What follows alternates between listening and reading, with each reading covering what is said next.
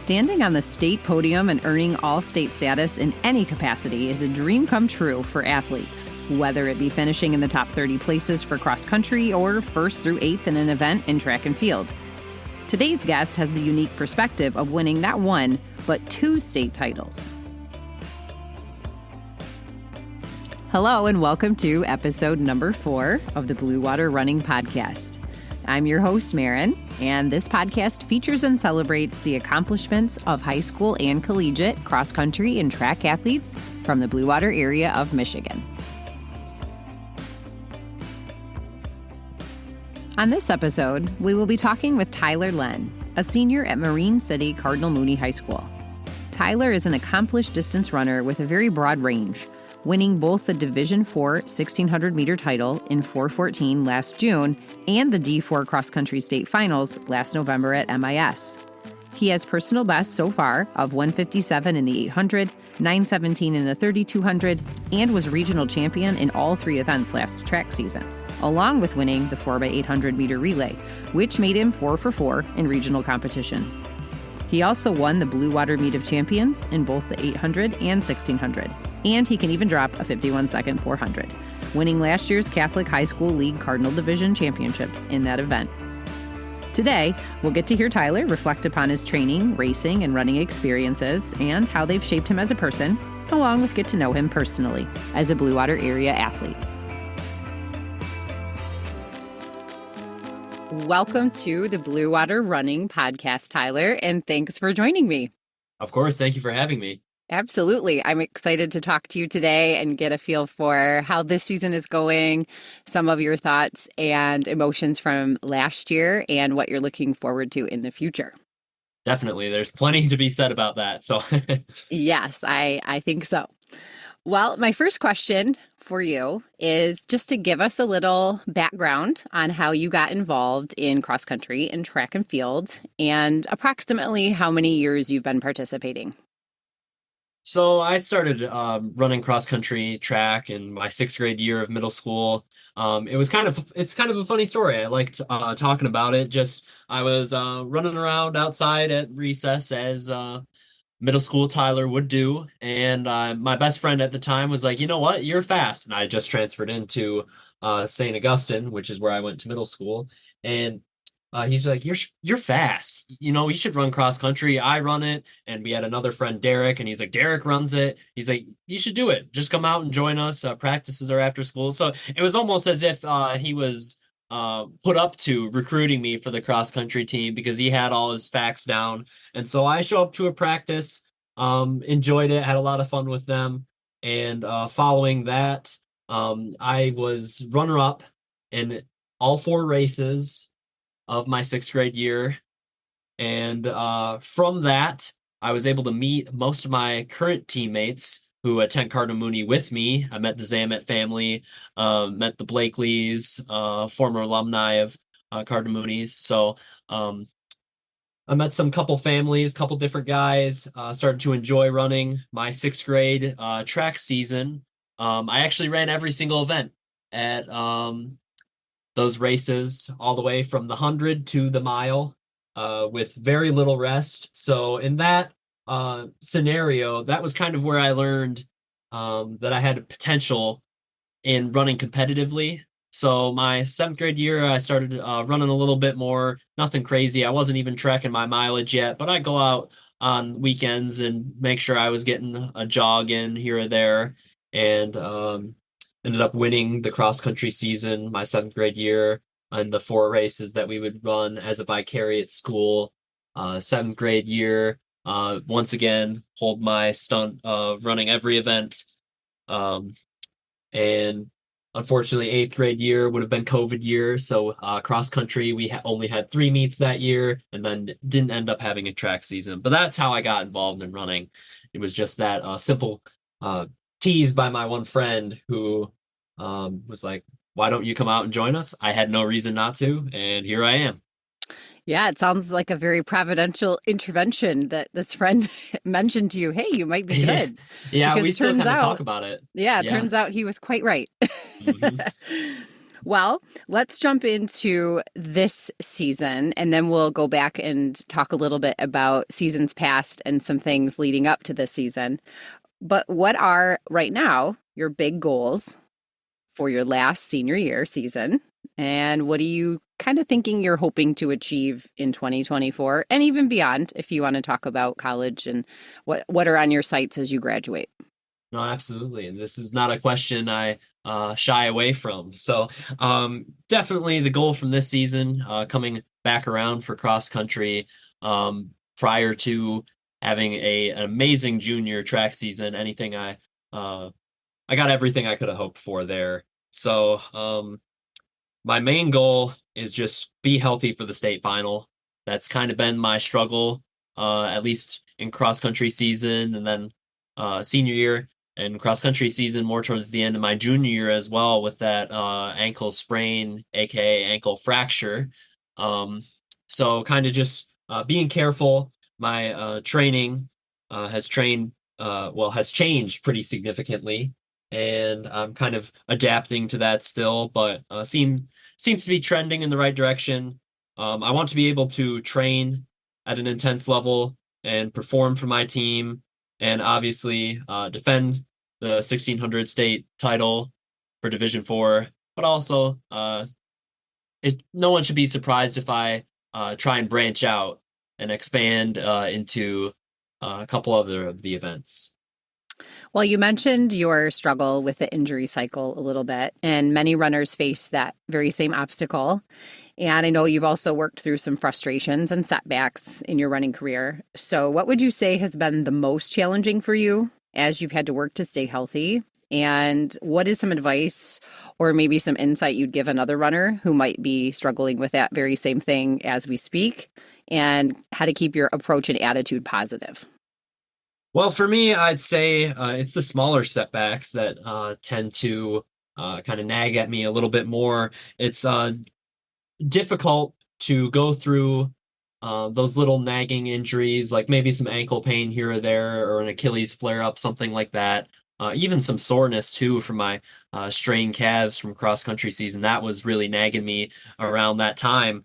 But it's those smaller injuries that kind of tend to bother me more, as I feel like I could be running, but I also know that it's not wise to be running on those. So as I'm going through training a little bit more carefully, it's dealing with that need in my mind to perform, not just for myself, but for the team.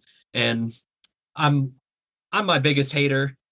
I probably have some haters out there, as I tend to perform when it is necessary for me to do so, no matter what path kind of brought me there in the first place. But really, in my mind, if I'm not satisfied with how I prepare for big meets and I feel that I'm like too burnt out or the training hasn't been going well, I'm probably going to be significantly harder on myself than anyone else out there. So something I work on is just looking at the big picture and thinking of where I was a few months ago, all the frustrations that have, and I'm hoping and praying will pay off, and all my patience. Um, but it kind of motivates me for that get back, that comeback. It's something that you can definitely hold in your heart and look forward to in the future. My biggest piece of advice is just the patience. That's something I struggled with in the beginning of that summer, coming off of a phenomenal track season. But learning to be patient has definitely helped, and trusting that my body and trusting my training, trusting my coaches, trusting my teammates, that everyone and everything will be there for when I need it most, and moving forward without self-doubt. That's a great perspective. Is there anything on a daily basis that you've had to incorporate into your training or your running that you weren't doing before to help you manage your injuries, or Oh, things you've learned along yeah. the way as you've recovered? Mhm. Yeah, so my training has changed pretty significantly from what it was in my junior year, which is kind of frustrating to me. But in the winter, I picked up cross training on a consistent basis. I was hitting the elliptical, hitting the bike pretty often, even if I was running that day. Incorporated a lot of different biking intervals, and I won't get into that too much, but I was kind of learning to cope with my volume being lower than what it usually is, but also keeping that intensity just as high. So although running mileage was down, and every so often I would go through maybe a span of 5 weeks where there was no running, unfortunately. So that was something I had to kind of reshape my mindset around and kind of wrap my brain around, just the fact that my body coming off of cross country season wasn't quite where I wanted it to be yet. So I had to be more cautious, and unfortunately lost some consistency and lost pretty much indoor season.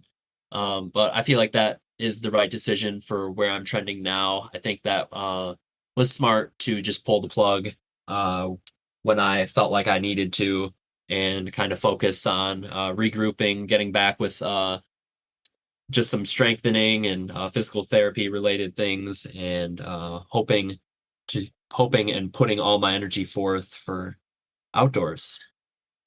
Well, if you're planning on running collegiately, as you seem to be, you'll have plenty of time for indoor track. So Hmm. better to get healthy now and then be ready for what comes next. So, Absolutely. That was kind of the mindset going into it. It was like, okay, let's go out there and race. And my 950 that I ran at the lab was kind of a little bit of a setback for me. I felt amazing in that, but I wasn't aware until halfway through that my laps weren't being counted. So then I was like, have I drifted off pace? And so I ended up crossing the line at 950 and missed state qualifiers. So that was kind of frustrating. And then immediately after that, following week, I had a little Achilles flare up. So I had to take the training way down to zero, following for the next 4-ish weeks that led up to Grand Valley. And then um, that Elite 3200 was ran with 0 miles on my legs. So that was I'm definitely looking forward to indoors on the collegiate level, as I'm not really satisfied with high school indoor running. yeah, it's always good to have something fresh to look forward to and be ready to approach it with some Definitely. new goals in mind. Well, as we transition into speaking about your next steps as a collegiate runner, what helped you make your decision to continue your athletic and academic career, how you picked your school, and what choices went through your mind or with your family, how you worked through that whole process to pick where you would compete for next? So obviously, I am committed to run and compete further my academic and athletics at Grand Valley State. When it came down to it, if I'm honest, it was not a difficult decision. I knew from the get-go, just from going to cross country camp there for 2 years, um, that my confidence in the program and my confidence in the guidance of Coach Baltus and Coach Peterson, surrounded with excellent teammates and meeting everyone, was definitely a reinforcement. But I trust that uh, that sort of environment will fight their hardest to keep me healthy and get me in the right frame of mind and physical ability to compete. And so when it came down to that, I also have family in Grand Rapids, and I want to go into physical therapy. So what better place to do it than in Allendale? So Yeah, I'm excited. you have the perfect background too. You're Hmm. knowledgeable from both sides of physical therapy. I've You got spent I've spent a fair amount of time in the yeah. physical therapist's office, so Yep, you got a good point of view. You know what that's like. So, definitely. well, are there events you have not tried in high school that you are thinking you might like to do in college? For example, there's the 1500 versus the 1600. There's steeplechase. There's a 5 and 10K on the track. Are there any of those events that have caught your attention or piqued your interest for what you might like to do as a collegiate runner? I'm not turned off to the steeple. I'm pretty much open to everything, which is kind of something that I'm held in a high place for, is that my range from the 400 59.25 all the way to the 3200 at 9:17. Um, I feel like I'm in a place where I have the aerobic capacity to showcase something in a 5K or 10K, which I don't feel like I've quite demonstrated yet, as I feel like my cross country season wasn't quite what I expected it to be. That indoor race where I set my PR was ran more tactically. I negative split that pretty massively and closed that last lap. Still kicking down more time as I went, but I'm excited to definitely try that 5K. I think that'll be one of my sweet points. Indoors 3K, definitely looking forward to that. 1500. My agility is definitely the most strong in that mile or 1500 range. So even though I feel like I am more on the endurance side, as my turnaround is something that I pride myself for and work really hard to make sure is strong. Um, I feel like I tend to step down and use that ability to close a race, close a gap, or even hold on to an uncomfortable pace for a longer period of time. I'm excited to race 1500 5K. That's pretty much will be my focus outdoors, I would hope. But like I said, open to anything, not closed off to the steeple. So we'll see what college brings. That's right. Excellent. Well, you have a very unique perspective. You have won both a cross country and a track title at the state level. How do those experiences compare? Did you prefer one to the other? Are there any similarities and differences? Kind of give us a feel for what it was like to stand atop the podium in both. That's a pretty unique experience. So I'll be interested to hear what you have to say. So when I look at my two state titles, they're completely different for me. So I kind of look at the 1600 as more of a success story. Like I was confident going into that race that I would be able to perform, I would be able to compete, and not just compete and not just race with them, but I was going to do it my way, which was closing fast, kind of letting everyone count me out. And then when it came down to 600, kicking the full 600, and I split 128 that last 600. So I was flying. But when it came down to that, I had so much confidence in the work that I had put in that when I got to that starting line, I wasn't worried. That was one of my more confident races, definitely. And that 5K cross country, that was more of a underdog overcoming sort of story for me, as I was not really the favorite to win it, as different sources said, like speed ratings, definitely mentioned it that I have the heart to compete the when it matters. But my times definitely didn't show that ability to win at MIS.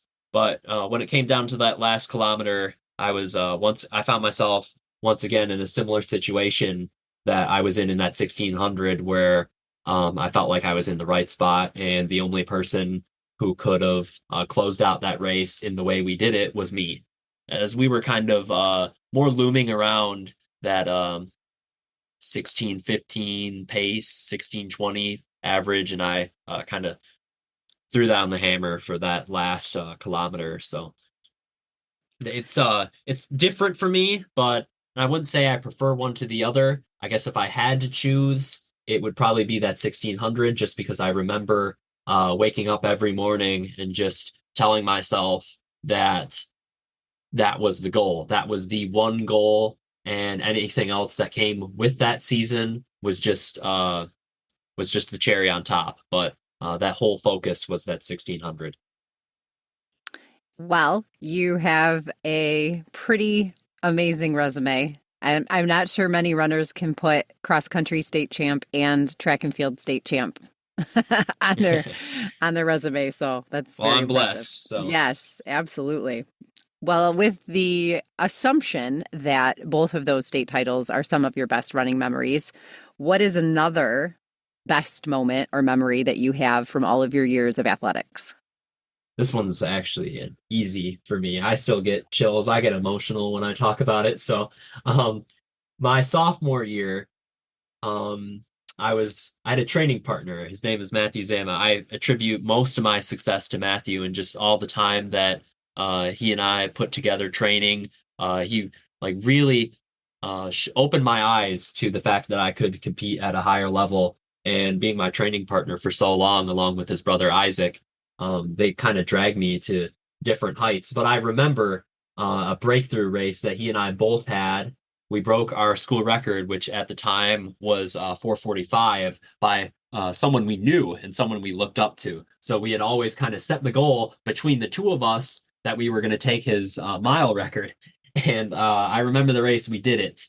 Um, I ran 4:40, he ran 4:42. We were second and third in that race. And I remember that embrace that we shared. And it's it was an awesome moment. Along with that, I'd say that later in that day, I went on to break the school record in the 800 as well.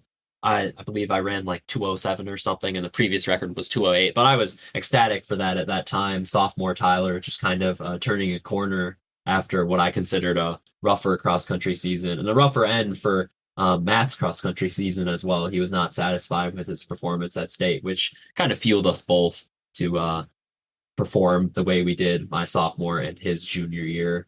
Unfortunately, Matt got hurt as if anyone follows Cardinal Mooney's story, Matt had a stress fracture following his junior year, so was out most of his senior year.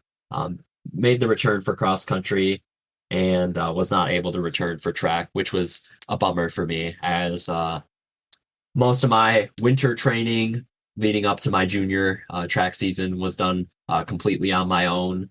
And in the spring as well, my workouts were primarily on my own. If I wanted to go do a long run, that was on my own, recovery on my own. It was kind of something I had to get used to then running with Matt every day, which is something that we had both grown accustomed to and still talk. So definitely that race, that was the most, if that's right up there with my state titles. I feel like when you put in that many hours training with someone and you become friends and training partners and teammates, it's much more impactful to share a moment of accomplishment when they're there. And he I was think it means a lot more. definitely, but he was my rival my sixth grade, seventh grade year of track and cross country. That's actually how I met him. Mentioned the Zamets earlier, their family, Matt and Isaac, but Matt was my rival. He was the one who beat me sixth grade year, and then we went into track, and I ended up beating him more often. And I remember, and we still kind of joke about this, that last race of my seventh grade year, he beat me. He beat me in one of our races. I believe it was the 1600. He got me there, so we still kind of talk about that. He's like, hey, you might still have your cross country and track state title, but remember that time when you were in seventh grade and you got out sprinted. So to come that far with him, and I consider him still one of my closest brothers. So to come that far with Matthew and his brother Isaac being right there too. And Isaac's definitely one to watch this season. I will throw that in there. I So shout out to agree. Isaac, Yep. but I have him on my watch list. shout out to Isaac there real quick, but definitely those two have pushed me so far. Excellent. That's a very impressive, and I think that kind of sums up the track and field community. Hmm. Uh, Rivals often become friends. That's happened to me with some of my collegiate competitors. We still keep in touch to this day, and all those memories, all those hours you share, it's just really cool to have somebody else that knows what that's like. So, Definitely. well, when you're not running, what are your hobbies and interests outside of track? What do you like to do in your spare time when you aren't studying for school or you're at school or, participating in athletics? I'm pretty active, but so I go camping a lot with my family. I really enjoy that, but um other than that, I live a very performance-based lifestyle. I'm pretty disciplined with what I'm doing. I'm not really one to go out and branch out into too many new things. I'm not the guy to go out and try new foods if I'm going eating out with friends or family. So I kind of stay to my own, stay to my plan. I enjoy the outdoors, love going on walks, hiking, been on a lot of hiking trips, gone camping many times, dabbled in some ATVs here and there, like snowmobiling, like racing the quads with my brother. But uh, other than that, I just focused on running, making left turns, right? A simple man with simple goals. Yes. Yep. Well, this is not a scripted question. I'm just curious if you know this. I'm guessing you do. How many school records do you own now? So I have the school records from 400 to 5,000, and my 4x8 team also holds our school record. We're working on the 4x4. We narrowly missed it my freshman year, actually. Freshman Tyler kind of got a taste of record breaking potential almost pretty early on there. But I have the 400, 800, 1600, 32, 5,000, and 4x8. So that's now six. Wow. I said to my husband before this podcast, I said, this kid has a range like none other. He can drop like a 51-second 400. He's state champ in the mile. He's cross country state champ. That's a hard range to really be proficient and successful at and do all of those well. And it's a So, double-edged sword too, because that's something I'll never forget was that decision to run the 1600, because my coach was trying to push me into that 400. He's like, you've got the D4 state lead right now. He's like, that's the only D4 state lead you have. I know we've been training for that 1600, but that 400, that's probably your easiest bet at a title if you're focused on winning. And to me, I knew where I was at. My coach trusted me, but he wanted to put it in my head and see it. Honestly, he ended up telling me later he would have preferred me in the 1600, but he wanted to kind of see where I was at and how much trust I had built in my body and the ability to compete. So when it came down to it, we kind of considered running that 400, kind of considered throwing myself in the 800 with the trust that my mile PR at the time of 419 and my 400 PR would meet somewhere in that 800, because my 800 PR was a negative split. I went out 60 seconds, closed into 57, and I did that three or four different times in the season. And in the one time I had competition to go with me in the 800 was at Anchor Bay. I remember it very well. I ran the DMR and 1600 beforehand. So when it came down to that 800, I had nothing left. And I crossed the line, lactic and all, but I wasn't like too gassed or anything. I was like, this was my one chance, and it's kind of still something I joke about with my buddies. We kind of wonder what that 800 would have been, but maybe we'll get the chance to find out this season. I'm not sure. We'll just see what the spring brings. But it was a decision. There were a lot of talks for that 1600 decision, but when it came down to it, I told my coach before I told anyone else, I'm like, I've put so much work into this 1600. I want to race the 1600. That's written on my ceiling. That was yep. Something I woke up to every day. And when it came down to that, it wasn't a hard decision. So, but we kind of did play with the options there, kind of try and decide what would be best for me. Yeah, but I'm pretty confident saying I made the right choice. I think so. And the 4 event rule is tricky in high school, but there is no such rule in college. So you can do as many as you want. Yeah, that kind of limits us from a Yep. standpoint. Yep. With Isaac and I taking on a heavy load for our championship races and kind of making the best of whatever points we can get in that Catholic League. I remember the similar decision. It was like, I have the lead for the league right now in the 800, but I also have it in the 400. So when it came down to it, Isaac had been winning the league jamborees, and he was only defeated once. I remember the conversation with my coach. I'm like, let's make Isaac win that. And I remember talking with him, and he was like, I never forget it. I'll never forget what he said to me. I was like, I'm not going to run that 800. I'm going in that 400 so we can try and pick up an extra 2 points, and rather than one of us winning and one of us getting runner up in the 8. And he was like, I don't want to win it. And he kind of let it sink in, and I was kind of surprised. He's like, I need to win it. And that's when I knew Isaac had already had it won. So we kind of make that decisions as we go with our coaches, and just try and do our best for the numbers we have for points. Yep. You have to be strategic, how to plan out what events you're going to do. Yep. So Yep. I know all about that. Well, one last question, Tyler, to wrap up our conversation, and that is, if you could go for a run anywhere in the world with anyone of your choice from the past, present, living or not, where would it be and with whom? So I'm going to put a little bit of a different spin on this, as maybe other people have, but one of my most fond memories of just being with a large group of people at a race was probably at the Division 4 state final for track. All the state champs, along with many of the other all-staters, gathered up and did a cool down during the 4x4.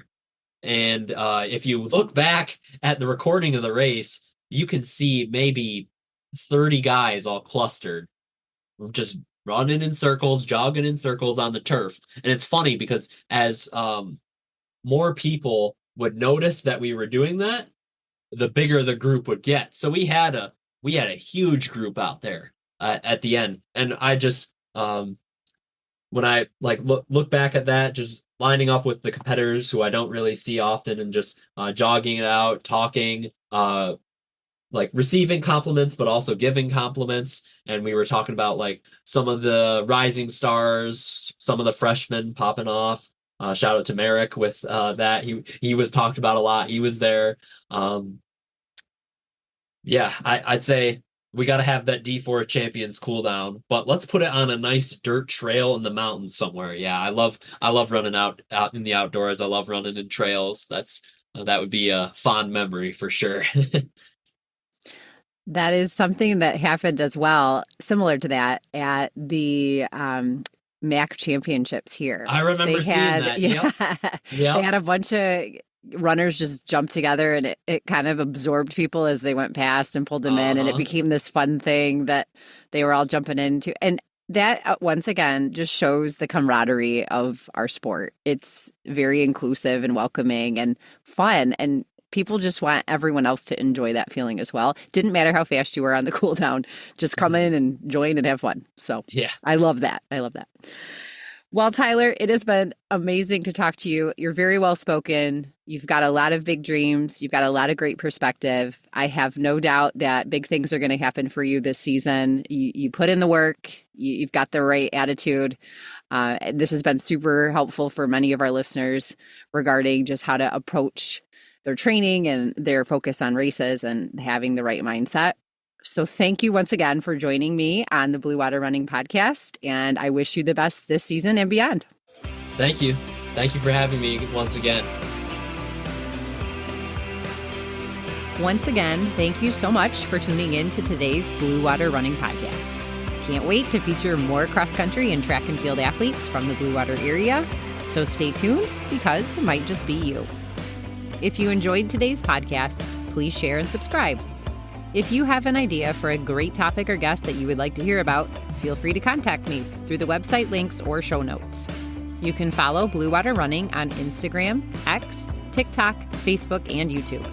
You can also find meet and athlete reports and articles at www.bluewaterrunning.org. Until next time, I'll leave you with this quote by Roger Bannister, the first runner to ever break 4 minutes in the mile. However ordinary each of us may seem, we are all in some way special and can do things that are extraordinary, perhaps, until then, even thought impossible.